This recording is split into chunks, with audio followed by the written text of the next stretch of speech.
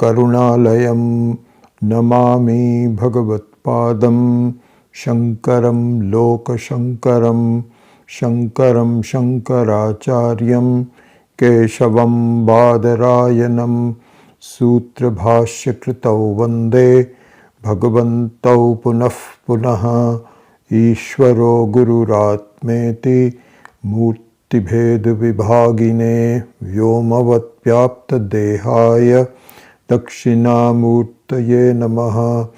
गुकारस्तु अंधकारो वै ऋकारस्तु निवर्तकः अंधकारनिरोधित्वात् गुरुरित्यभिधीयते। सदाशिवसमारम्भां शङ्कराचार्यमध्यमाम् अस्मदाचार्यपर्यन्तां वन्दे गुरुपरम्पराम्। ॐ सहना भवतु सहनौ भुनक्तु सह वीर्यङ्करवावहै तेजस्विनावधीतमस्तु मा विद्विषावहै। ॐ शान्ति शान्ति शान्तिः।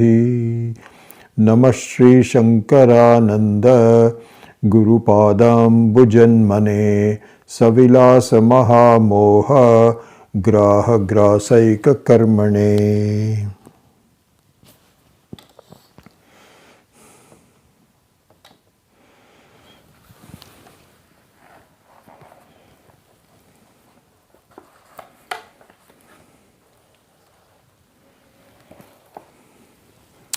So the text, the wonderful text called Pancadasi, as you know, just a quick revision of some things that you pretty much know that, but just to remind you, is structured into three segments of 5 chapters each.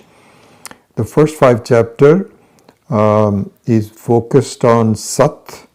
The second 5 chapters is focused on Chit, and the third 5 chapters, which we are now doing, is focused on Ananda. Another way they are segmented is Shravanam, Mananam, and Nididhyasanam.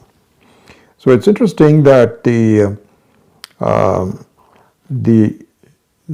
existence of myself is the easiest one for us to comprehend. The fact that I have complete knowledge of everything is a little bit more difficult, but not that much more difficult. But when it comes to the expression of joy in my life, everything has to fit together before it opens the door to me. So it's the most reluctant out of any of the three. So this is well known. So, this is why sometimes just the listening of Vedanta in the beginning, gives you certain ideas about Ananda, but certain taste of Ananda, but the completeness of it has to wait until everything makes sense. So this is why they say the Ananda is the last one to come. So, this being said, the general concepts of chapter 11 through 15, which we are doing, is really a vichara or analysis of Ananda. And so this has two main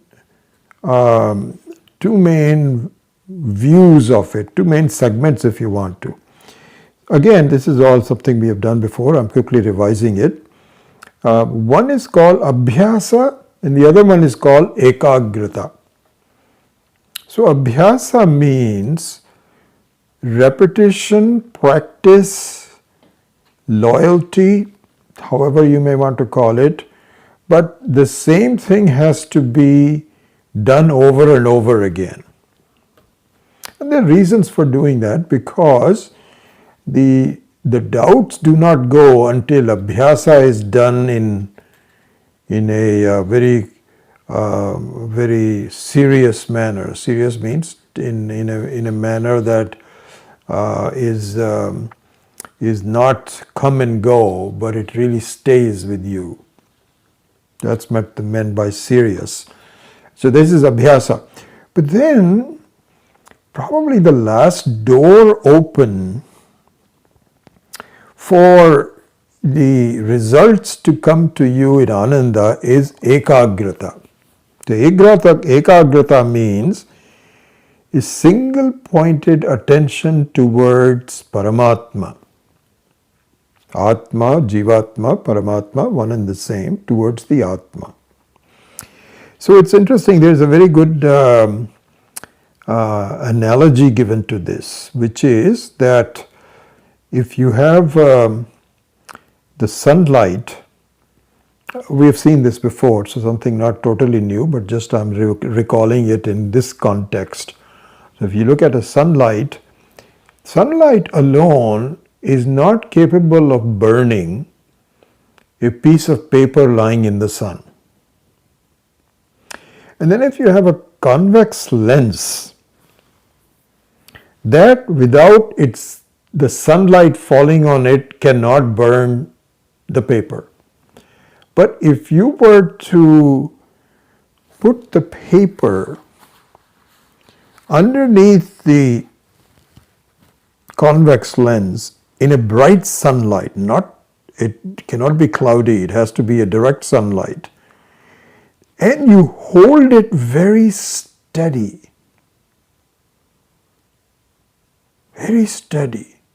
for a little length of time. So this is where abhyasa comes in. You cannot say, you told me this will burn and I did it for like half a minute and nothing has happened. Well, if something is happening, you just have to contend with it. So you have to hold it really steady, and you hold it without moving. You see the paper burning.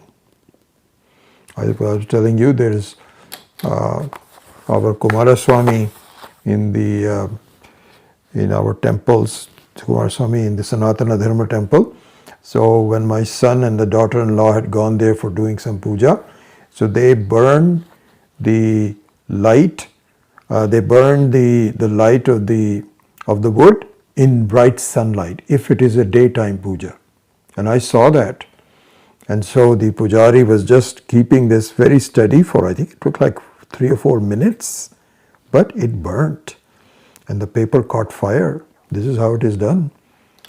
So similarly is the process of focusing on the Atma for a length of time without flickering.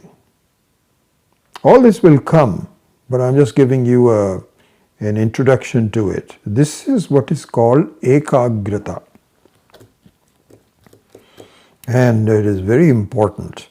If you read Swami Akhandananda ji's books, of course, all the Acharyas, it's not only Swami Akhandananda, but he accents this a lot.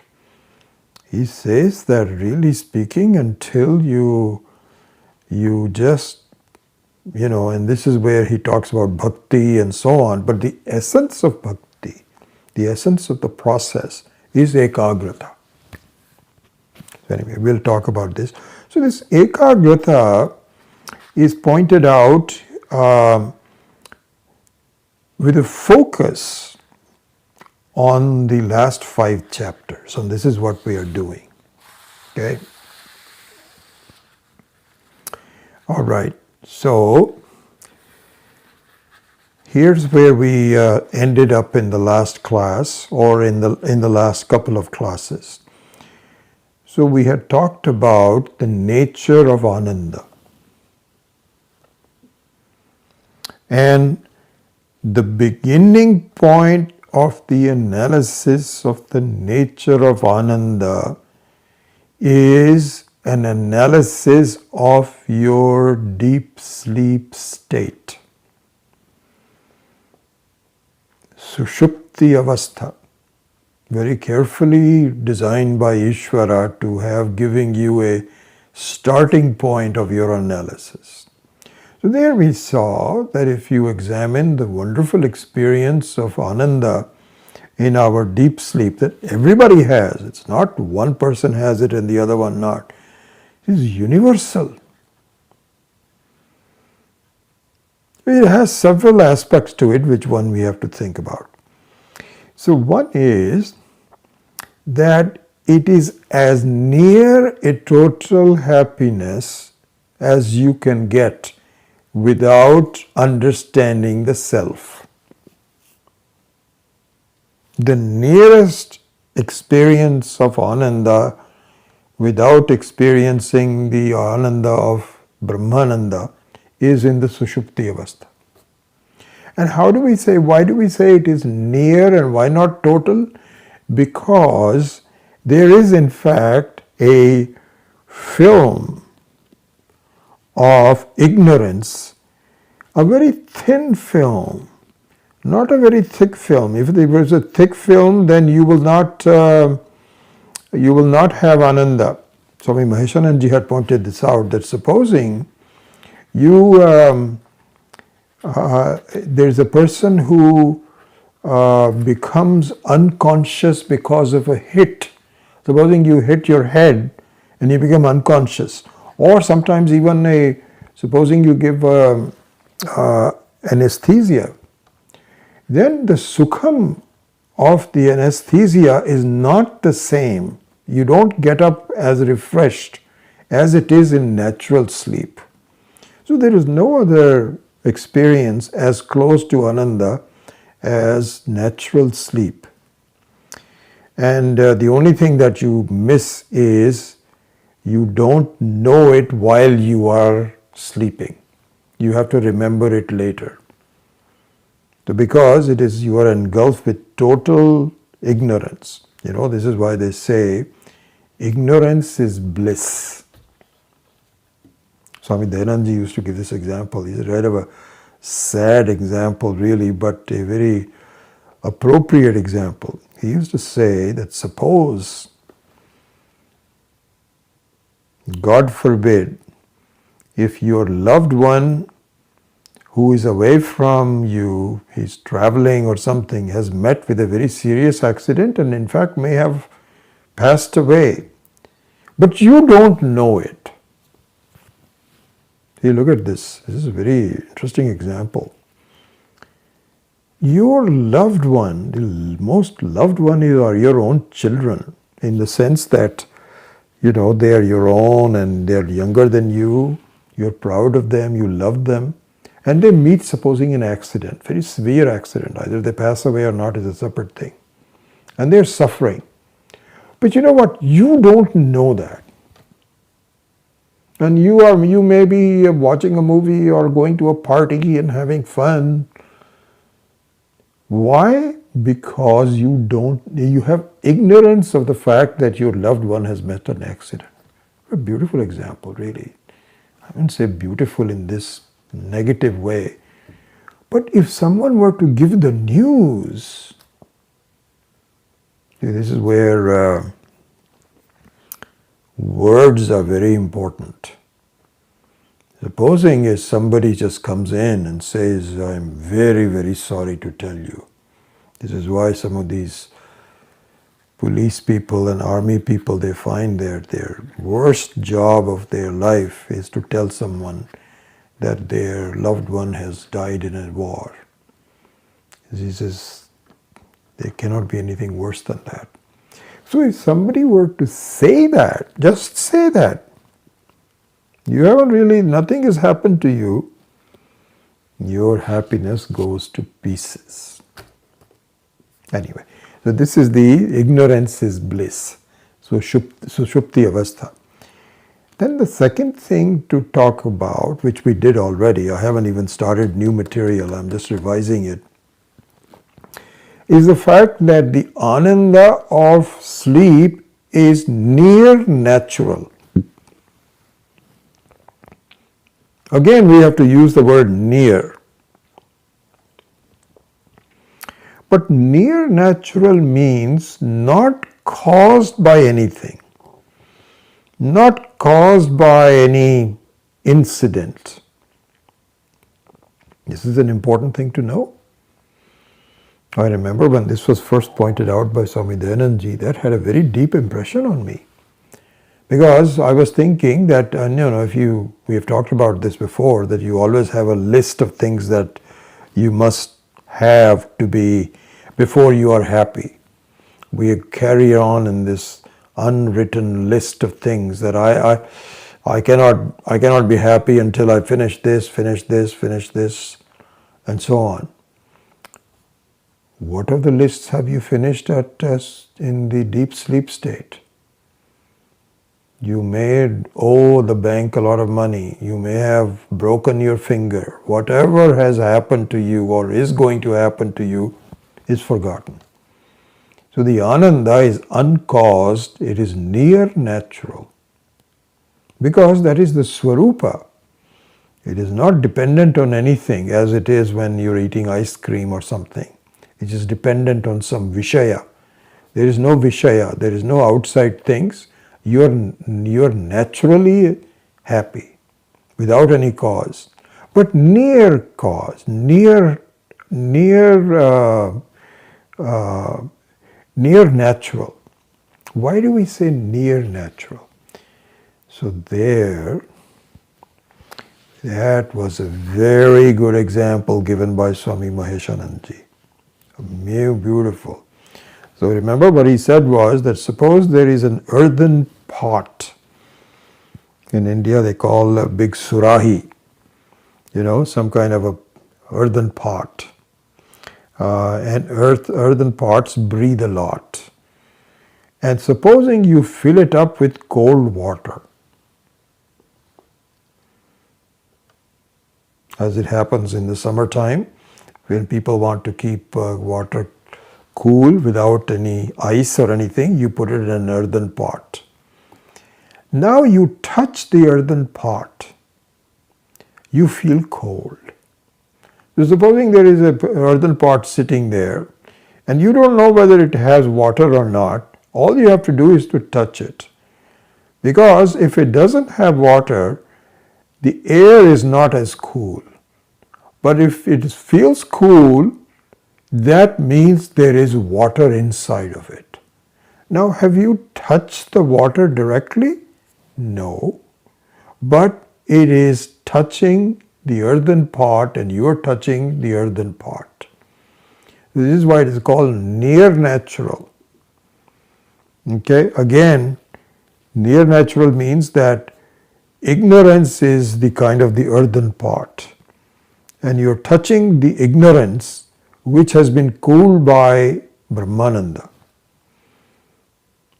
Anyway, so at this point we can now conclude. We have done a fair amount of analysis as a starting point that Sushupti Avastha, the deep sleep state, should be considered to be the gold standard, if you may, of analysis. This is where we need to start. Okay? Now we branch off into, okay, we accept the arguments given in the analysis, we accept the analysis, we see the truth of it, all of that is fine.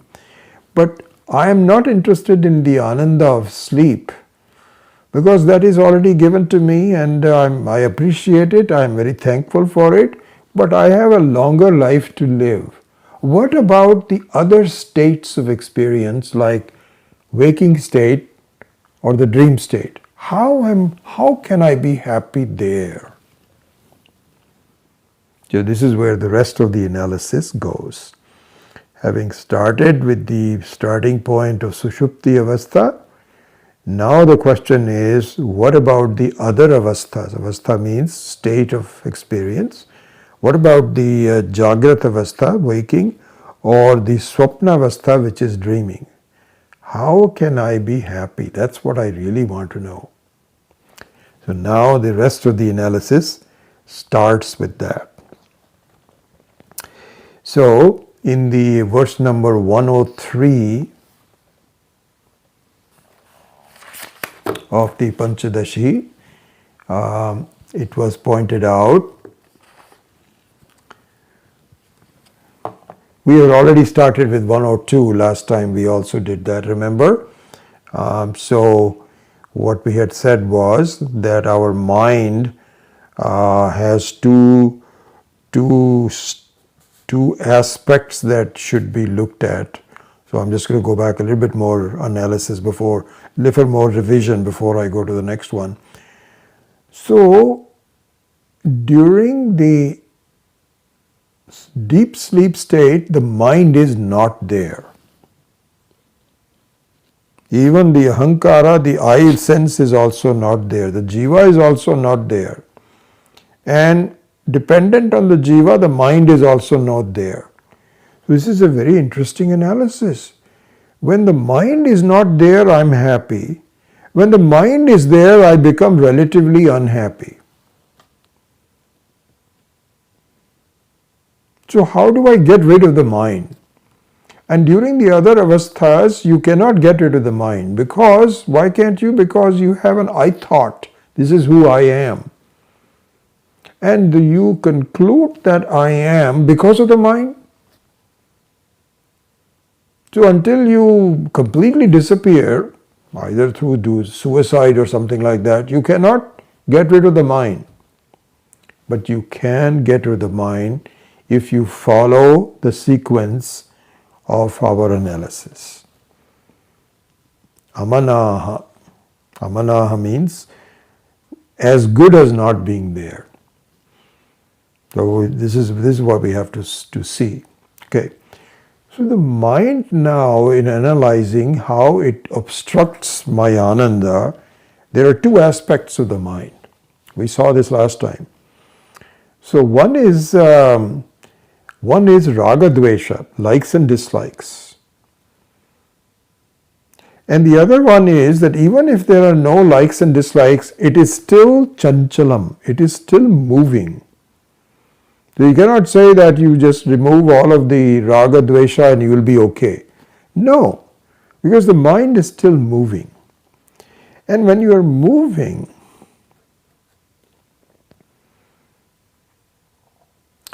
you cannot see yourself very clearly because you are seeing it through your mind. And then another thing we saw in the last class was that the mind moves towards things that it considers to be real, satyam, truth. Like we saw the example that you know that you're hungry, you feel the hunger, and you know that by eating, my hunger will go away. So you see the hunger as real, and you apply the mind to get rid of it. So now we say that this is where Madhusudana Saraswati, Acharya called Madhusudana Saraswati, gave this beautiful example that the way to neutralize the mind is to make sure that it doesn't consider everything else to be real. And so there is this push-pull thing that you control the mind towards understanding that things are not what they seem to be. They are not really as real as you think. Because if they were real, then they would not go away in Sushupti also. So there is something funny going on. They are not really real. But until the mind understands that this is a fake, it will move towards it. So therefore, through this push-pull, we have to see that the mithyatvam of the world depends on the state of the mind, and the state of the mind depends upon understanding the mithyatvam of the world. Mithyatvam means the fact that it is not a real world. There is something, to know that this is a play, even though it masquerades as the real thing, but it is not. It's just a play. So for me to understand that, I have to really, this is where the Sarvakarma Sannyasa has to be done. So all this we covered last week, so I'm not going to go through that. Okay, now we can move ahead now for the first time. So if you go to verse number 103 in Pancadasi, it talks about the way to do ekagrita. So the introduction to verse number 103, which is, by the way, picking up the string of verses from the Bhagavad Gita. So the number 103 in Pancadasi is exactly the same. It's been lifted from chapter 6, verse number 27. So he changes the krama, his sequence a little bit. Right now we're doing 27, and then later on we'll do 20, 21, 22, back to 25. So some of the sequence in terms of understanding the context is slightly different, but they're all lifted from Bhagavad Gita alone. So 103, the introduction to that says that in order for you to simulate and understand Brahmananda, which is given to you in deep sleep, three things have to happen vis-a-vis the mind. Your mind, number one, has to be devoid of moving.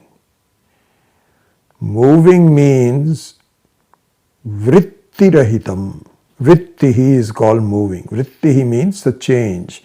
So any thought means there is a change. So the mind has to be devoid of any change. You know, this is something like if you're holding this convex lens, then in order for the paper to burn, you cannot move it around. You cannot do like this, back and forth, back and forth, back and forth, back and forth. No. You have to make sure that it is all very steady. So this is what is called vritti-rahitam. Okay? The second part is, this is the first one, vritti-rahitam.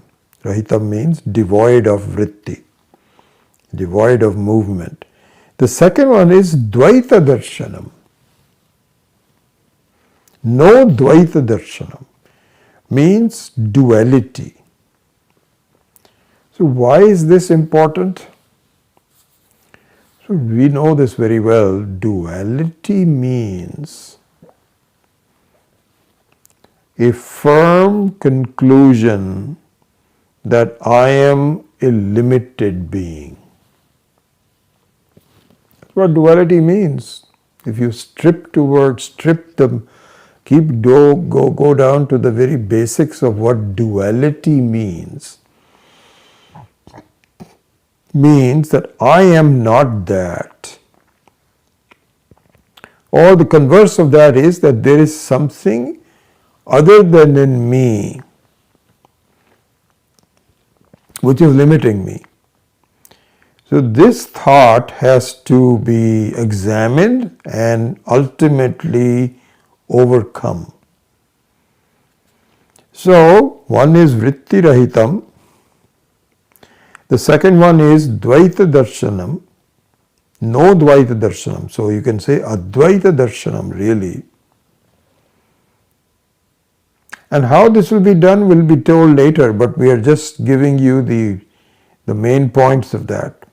Then the third one is that I should not be overcome by ignorance. Ajnanam means I should not be asleep.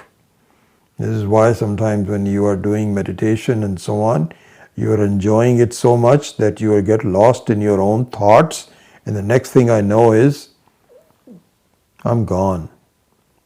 15-20 minutes have gone by, and then you may even be snoring, but you are not awake. All those thoughts about who you were and this, that or the other are all lost.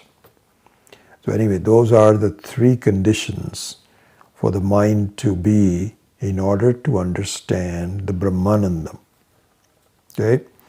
So now we can actually read the verse number 103, which is the same as verse Bhagavad Gita number 627. It says, Prashanta manasam hyenam yoginam sukhamuttamam upaiti shanta rajasam brahma bhuta akalmasham.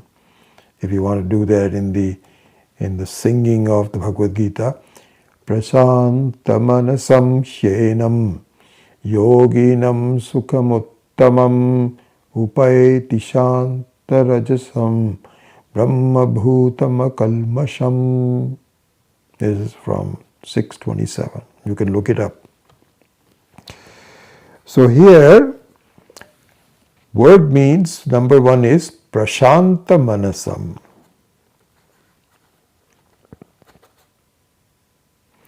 So, this is the key. Prashanta rajasam means, prashanta manasam means the one which is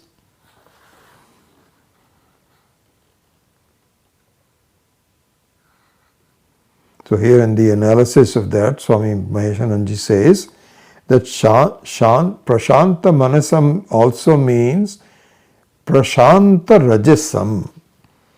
So rajasam means the rajoguna, which is a sense of wanting and the sense of disappointments, having a desire, that you have to slowly overcome. And you overcome it by disregarding its importance to you. Because right now, my thinking is that I'm not completely happy, and I am looking outwards to make things happen to me that will make me happier. This is the essence of desire. I want this, and by the way, after I get that, then I have something else that I need to do. And maybe when I get there, I do get the first one, but the second one is, it goes on and on and on. It's like your mind has just made sure that you cannot be happy without satisfying my requirements. So the Brahman, the stupidity of this has to be seen. That I am okay the way I am. So the mind says, no, you're not okay the way you are. You need to fulfill these desires.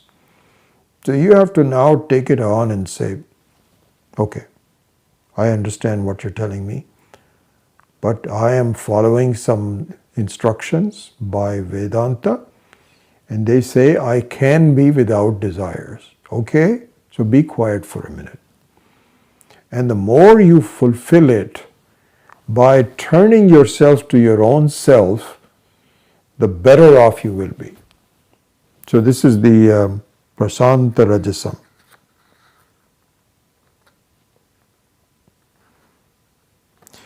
So again, there are things that you have to identify. So one is projection, vikshepa. So projection means almost like a samskara of previous events, previous experiences, because that's how your ignorance will present itself. How? Because the mind will say, wait a second. I mean, you yourself, using your experiences, will say, but you know what? I think I was pretty happy when I did this. So I think I can do that again. So now there is a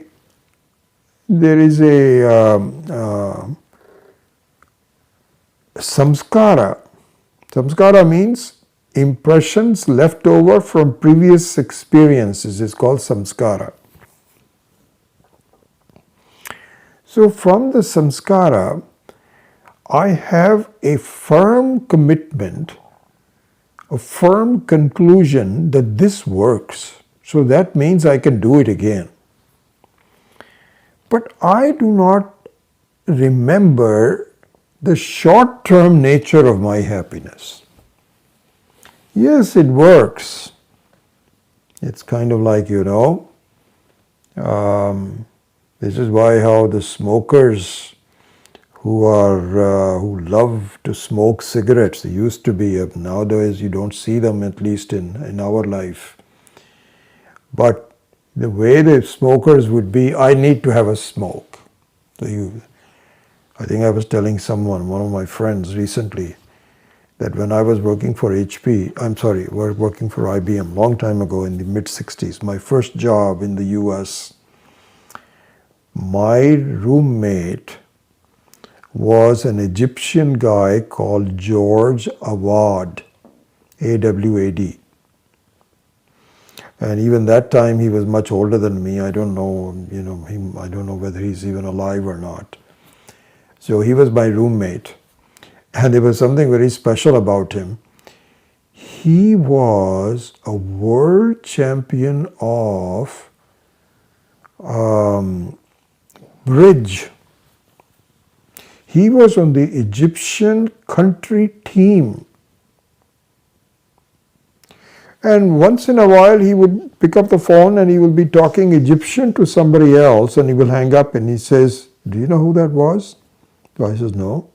He says, "That is the actor Umar Sharif, Dr. Zhivago."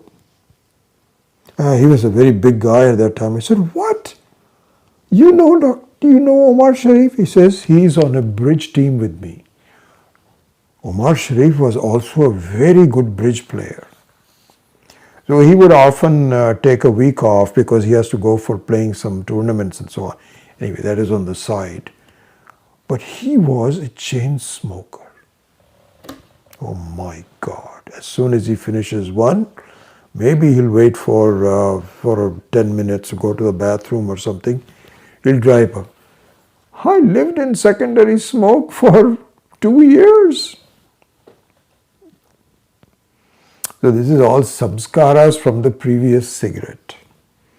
The previous cigarette says this is something which will give you calmness. So it's smoke. Even if you say, no, my doctor says this is bad or so on, samskara says, shut up. This works. Just do it. This is how people get addicted. So in a way, we are addicted to doing it in a mind which is outward bound. We're looking for fulfillment which is based on things outside. And so there is a samskara for it. We are addicted. And if Vedanta comes in and says, wait, you don't need to do that. You can just think about yourself. And then my addiction says, I don't know about thinking about yourself. This works. Just do it. So this breaking the monopoly of that, this is what is called prashanta manasam. And so here, this is yoga.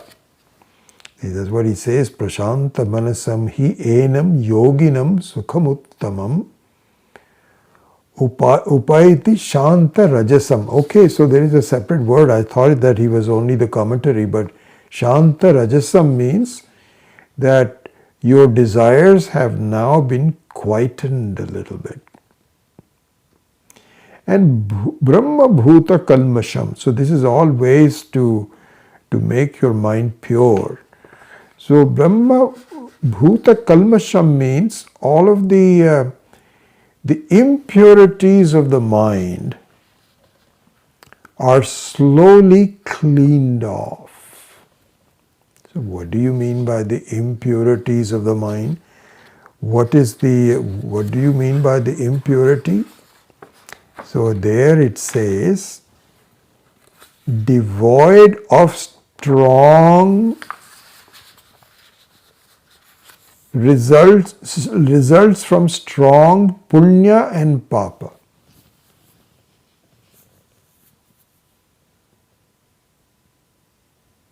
There may be some old punya and papa that can come up from the samskaras. There's nothing else you can do.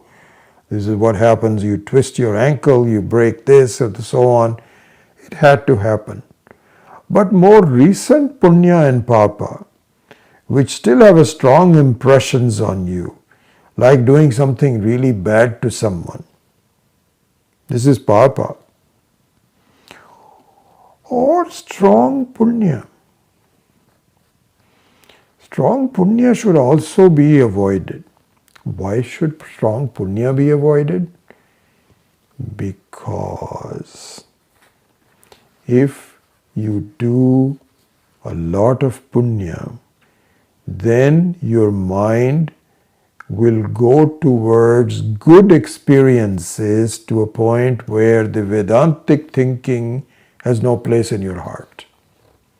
You'll be just enjoying yourself. So they say it's that outward enjoyment. Sure, and enjoy it if you want to. Nobody is saying devoid of it. But please remember that it's very temporary and it prevents you from a more deeper analysis of who you are. So this is why it's called Brahma Bhuta Kalmasham. So here in explaining this, it says, please be devoid of these two impurities, both punya and papa. Not just papa, but punya also. Okay, so this is the start of the process to purify your mind. Prashanta manasam hi enam yoginam sukhamuttamam upaiti shanta rajasam brahma bhuta kalmasham. Okay, next we find this krama, this sequence of steps required. Go on. Okay. So now the next one is number 104, which is equivalent to the Bhagavad Gita number 620. And that goes like this. Yatro uparamate chittam niruddham yoga sevaya yatra chaivatmana atmanatmanam pashyannatmani tushyati. Yatra uparamate chittam niruddham yoga sevaya yatra cha eva atmana atmanam pashyan atmani tushyati. He says that the next step is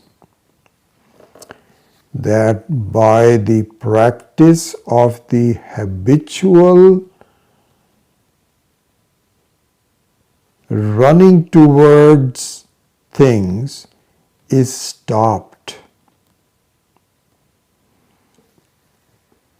Yoga Anushtanam, this is called Yoga Anushtanam. That means, so if you just look at it, here is the method which is recommended for us to gain the lessons of Vedanta. So we know we all say this very commonly, that all these words seem good, but then how do I practice them? In my life, what do I do to make it real? Well, I think the most important one is that we follow the advice sincerely.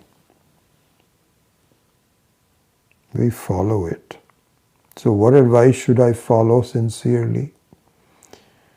The advice given is that, listen, your mind is used to be controlled by things which are not conducive to you.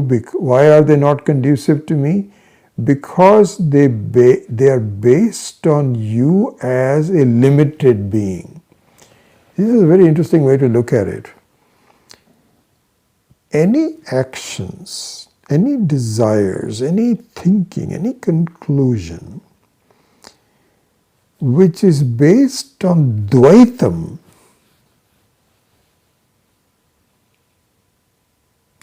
needs to be gradually given up. It may not be possible to give it up right away. But if you are looking for a method to slowly move towards where you want to be, then that method means that you should recognize that any kind of experience, any kind of a mental conclusion, any kind of taking things which are based on you as a limited being, which you have been used to doing for many, many births. So it is not something which can be given up right away, because your mind is so used to doing it that way. But eventually, if you want to go to the right direction, you must be committed to diminish its effect on you. So two things are being said. One is, now if I can summarize it, that any sense of experience. So now, one thing I should say is, this is where the prarabdha karma, which has already begun and which you are enjoined to fulfill, does not fall under this category.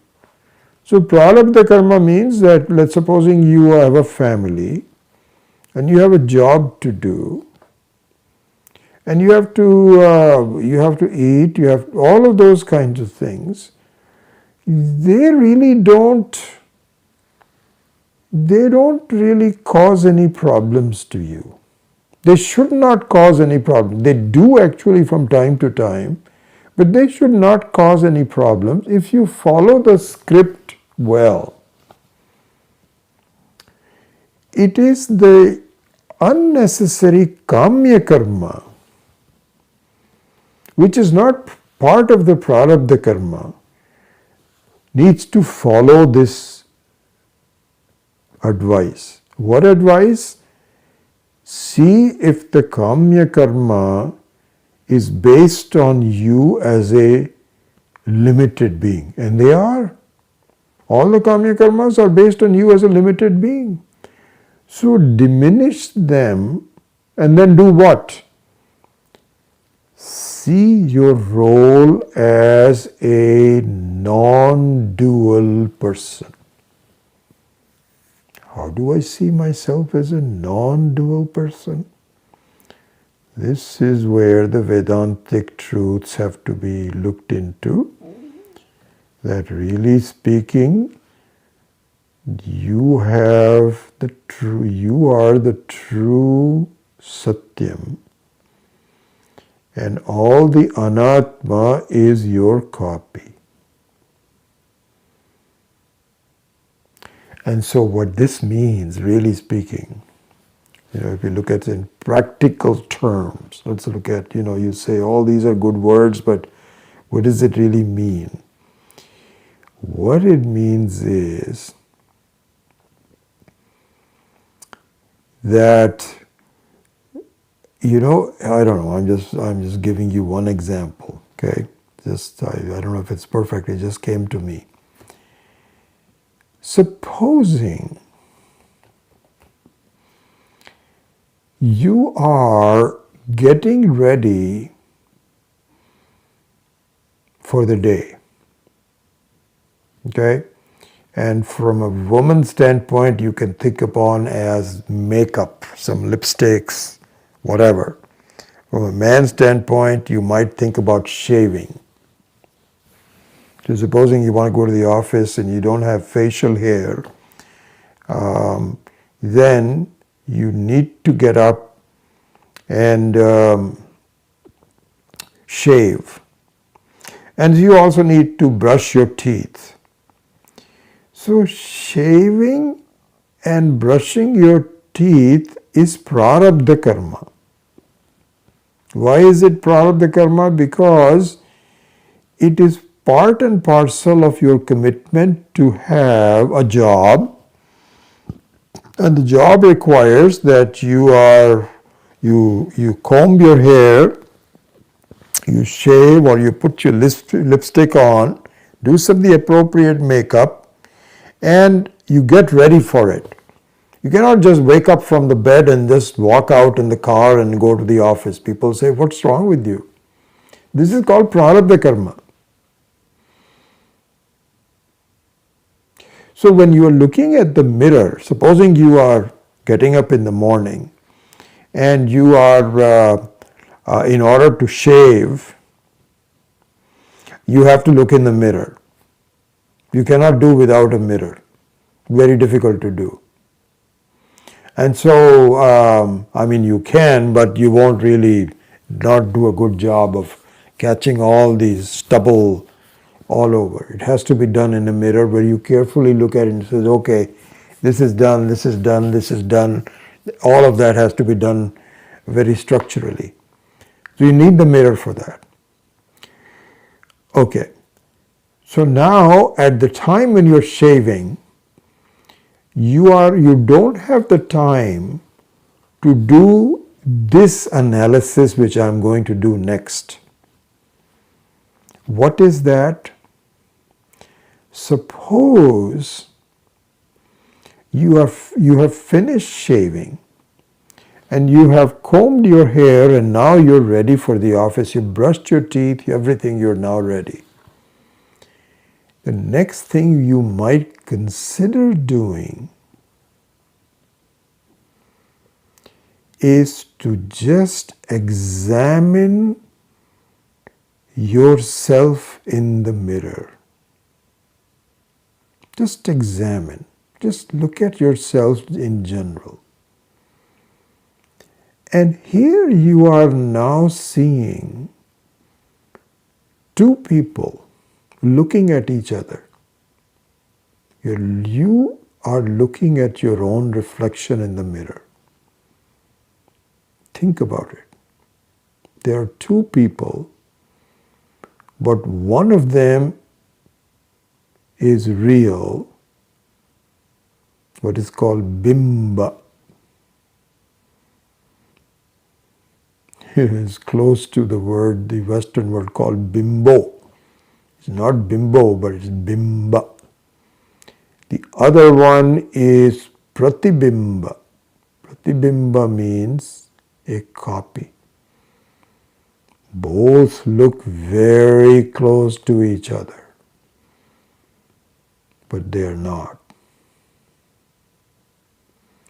So if you were to spend a few minutes just examining yourself in the mirror, which is not required, by the way. So this is the difference between prarabdha karma and non-prarabdha karma. Prarabdha karma is required. You don't have to think about it, and you shouldn't even think about it while you are shaving. That's all required. But then after you've done and you've sort of washed your face or something, and now you just look at yourself.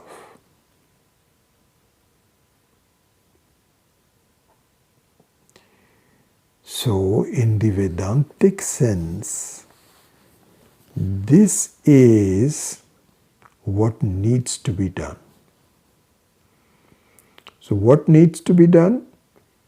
That means you fulfill your duties and your role as part of, you keep on questioning it.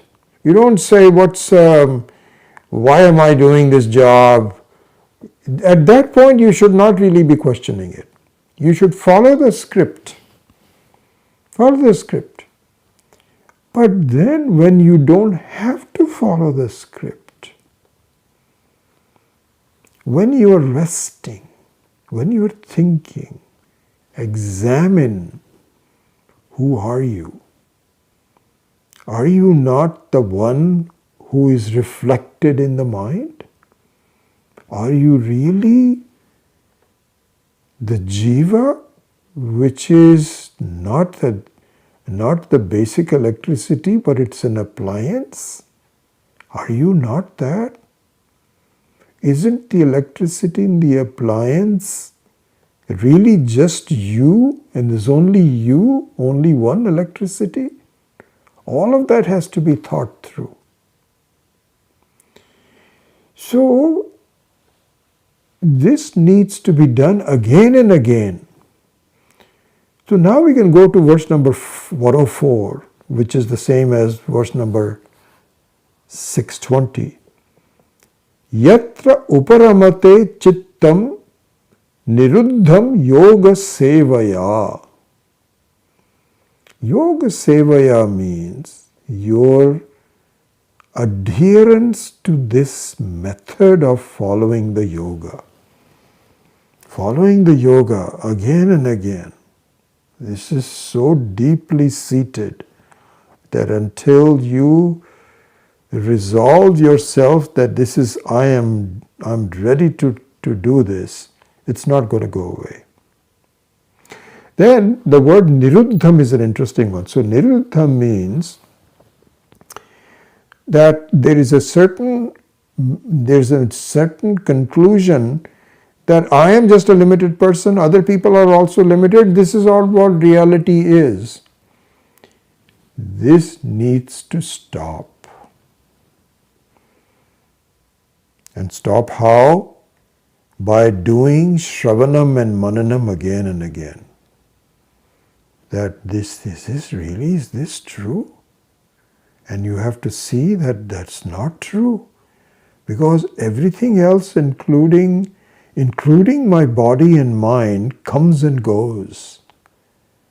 But I as a consciousness is always there without any effort.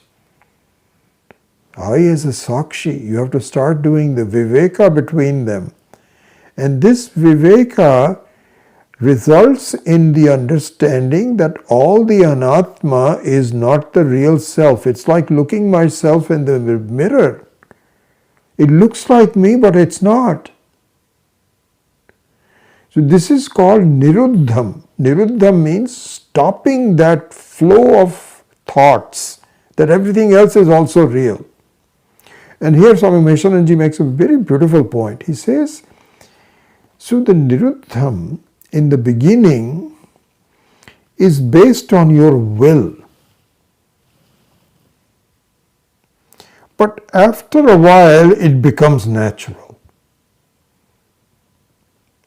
And he gives a great example. He says it's kind of like, when you are bicycling, you're going on a cycle. And maybe it's a small, either it's flat or slow, slight uphill, not very much. You are pedaling hard. This is called by effort, by your will. Then you can rest. There you cannot rest forever unless you're going downhill. But Niruddha means at first it is based on your will, then you let go. It becomes natural. The bicycle is moving, the cycle is moving. You are not pedaling, you don't need to pedal anymore. You can just coast at it. So he says the word Niruddham should not mean that it is, how long am I going to stop it? So the answer is you keep doing it until it becomes natural. This is the way. This is how I have to reverse the entire set of experiences in my life by applying itself, by doing abhyasa and doing ekagrata. And if you do that, then, so if you look at the second line of this verse, so the first one is yatra uparamate. So uparamanam means that it has become naturally quiet. It is kind of like bicycling where it is without any motion, any attempt on your part, the bicycle is moving. So this is called uparamanam. Yatra uparamate chittam niruddham yoga sevaya. By the repeated experience of doing yoga, yatra cha eva atmana atmanam pashyan atmani tushyati. So there it was a natural bicycling. Here, what is the natural thing? Here the natural thing is that your own mind rests in yourself. Because in the beginning, you completely ignored your own self as a possibility of giving you any happiness. You're always looking outwards alone. But through challenging your mind, taking it on, and maintaining your will to make sure that the lessons of the wise are applied in your own life, you reverse the whole process. And it will be difficult at first. In the beginning, your mind will say, "What are you talking about? And you have never really done this before, and I don't know who." You just have to say, "Be quiet. I'm doing what I'm doing." And so this is the process that you have to do. The whole thing is nothing for the method of doing ekagrata.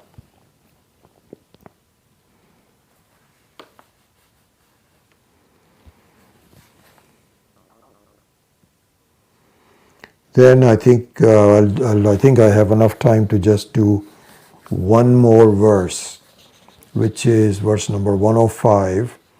Here I'm doing quite a few verse by verse. I won't always do this, but this is a very good, also because it has the endorsement of the Bhagavad Gita itself. So I think it'd be good to look at that. So then the number 5 comes. Then what happens? If you keep doing it, what is the result of this?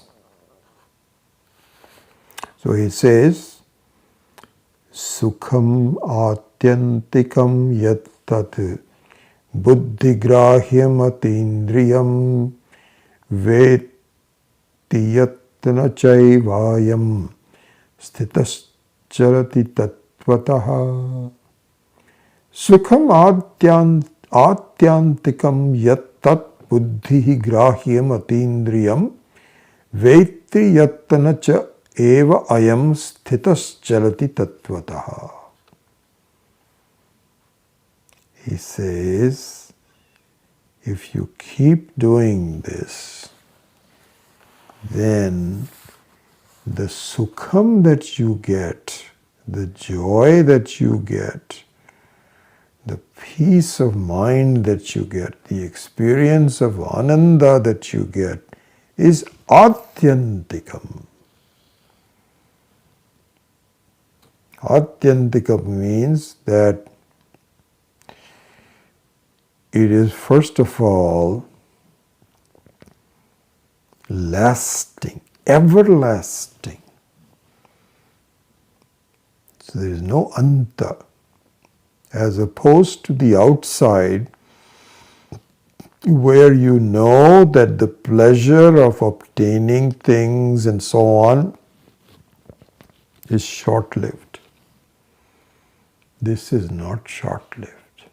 This is everlasting, and eventually is better than any other outside ananda that you may have. And sukham atyantikam yat tat buddhi grahyam atindriyam. It's also very interesting. Buddhi grahyam means that, so there's a couple of things here. One is buddhi grahyam and one is atindriyam. So let's look at the lateral one first, atindriyam. Atindriyam means, please notice when you are successful in turning your mind to yourself, that your sense organs do not play a part in your doing it. like shabdam. Words are cause you some happiness. Somebody says, wow, I really like what you're saying. You feel good about it. Oh, I'm happy that I'm saying something that people like it. Or you open your eyes and your loved one is right there. So this is all indriya janitam. But this sukham, which is atyantikam sukham, is not indriya grahyam. Indriyas don't play any, sense organs do not play any part in that. Here, there's a very nice example given here, I think by Swami Maheshananji, if I recall. Yeah, he gives this very example, beautiful example. He says that suppose you are not well, physically not well. Supposing you have fever and your body is aching and you're not well. And you know very well that it's outside, some kind of a virus or some bacteria or something like this has gone into it. But the result is that you're not well. That's the main thing. And so you're not happy because your whole body is aching and you're not your natural self and your mind is not there, you're not hungry and so on. Then, through some medicines, this illness leaves you. Okay, it leaves you. You can even say that supposing you had some temporary problem and you took some pills, Tylenol, just take Tylenol, where the fever goes. Recently in the COVID, for example, my fever wasn't that high, it was like 101, so it wasn't really that bad, but I think I took one Tylenol one time. And sure enough, within couple of hours or so, my fever became normal for a while. So supposing Swami Maheshananji says you take a medicine and your illness is now left you for the time being. Okay? How do you feel? You feel okay the way you were before. Now, this feeling that I am not well, I am not ill, I am well, is not triggered by anything that you did. Of course, you took some medicines, that's a separate thing. But the feeling of wellness is natural to you, isn't it? So it's not as though you are dancing, enjoying or anything. You have your eyes closed and we all have this experience that after our illness, if we get well from it, there is a sense of peace. I am okay. So this is something akin to that, where through your mind stopping to bother you, you just become okay the way you are. So this is one thing, atindriyam. The second one is buddhigrahyam. So this is also important. Buddhigrahyam means that, so this is not managrahyam but buddhigrahyam. Managrahyam means that you may still have some doubts. You may have some doubts that it may come back. It is temporary. Because your mind poses all kinds of doubts.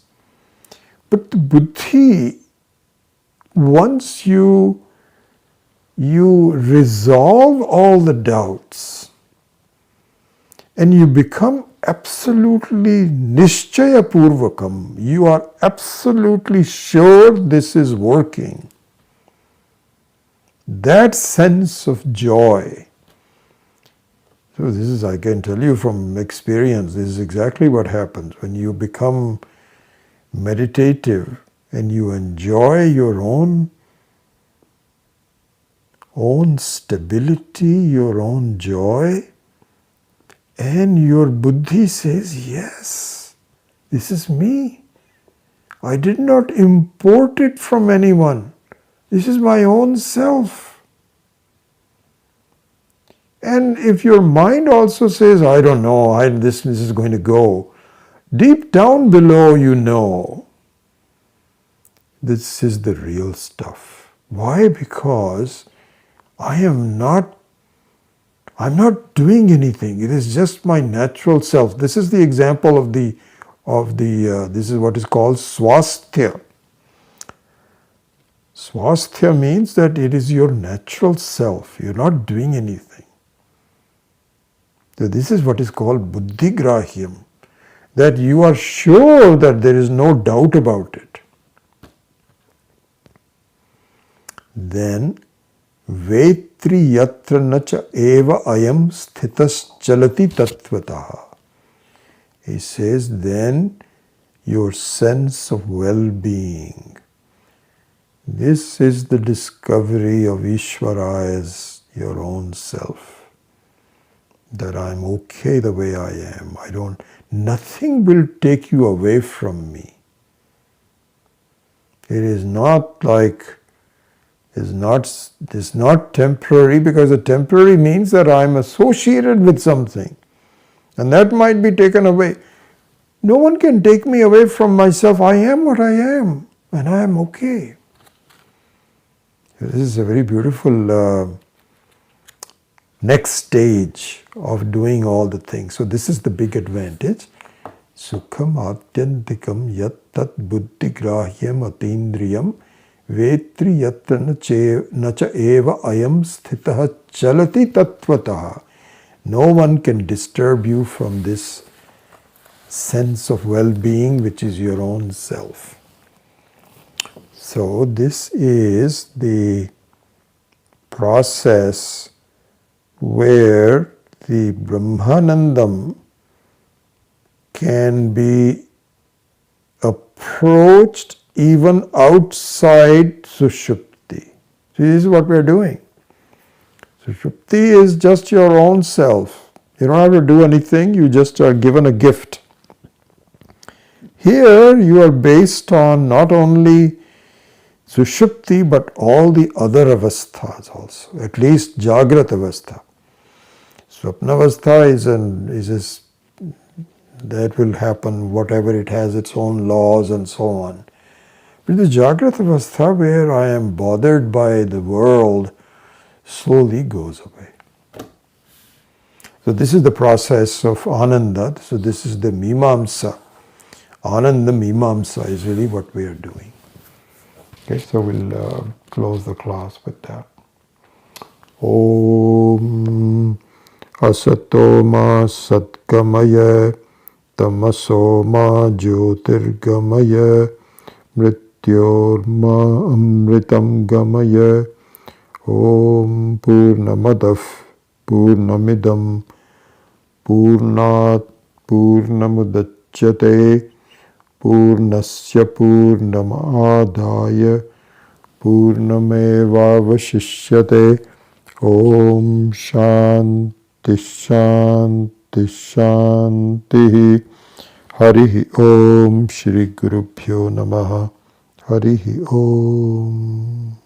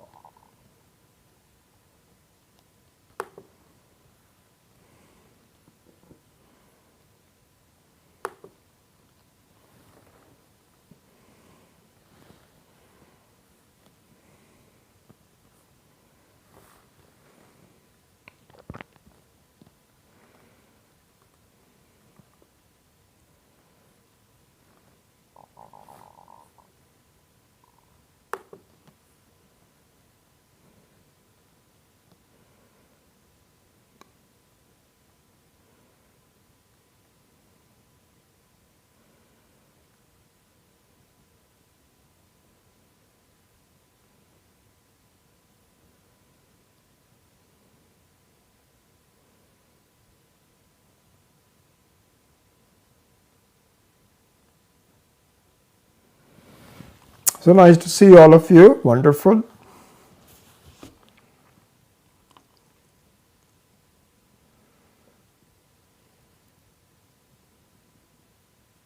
Great. So wonderful to see you all.